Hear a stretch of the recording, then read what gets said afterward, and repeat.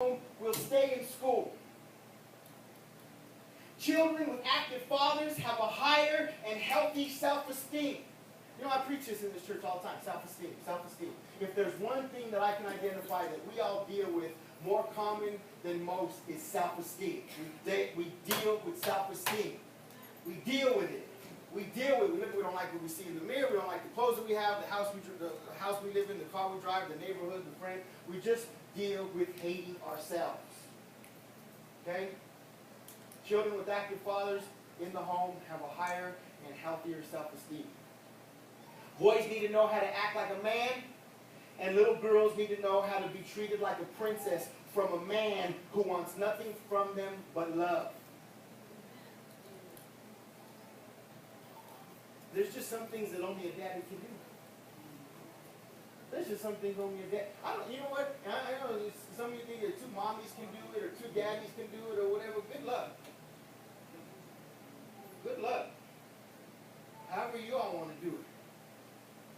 But there's things that only daddies can do. That's right. Last night I got a text from one of my kids and said, "Dad, I love you. You're great. You're awesome." Man, she buttered me up, man. You know, I was sweeter than a Tootsie Roll wrapped in Snickers bars last night. I said, I am kind of a cool dad. But, you know, I kind of do it, right? Not too much, not too little, you know, a little bit of, you know. And she says, "Thank you for being my pastor." That meant more than me.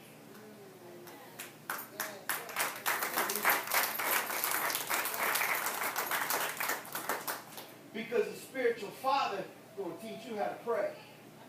Spiritual father is going to teach you how to cast out demons. Come on now. Spiritual father going to help you call those things that are not as though they are. Oh, let's just move on. Let's go to Genesis 49 and then I'll be quiet. Yeah, I'll be getting closer to being quiet. Shoot, if I wasn't your father, you could probably get up and be like, "Shut up, man." Then I'll be like, "Go away from me in the office. Take my belt." Yeah, take my belt. I'll be right there. Genesis 49, chapter 1.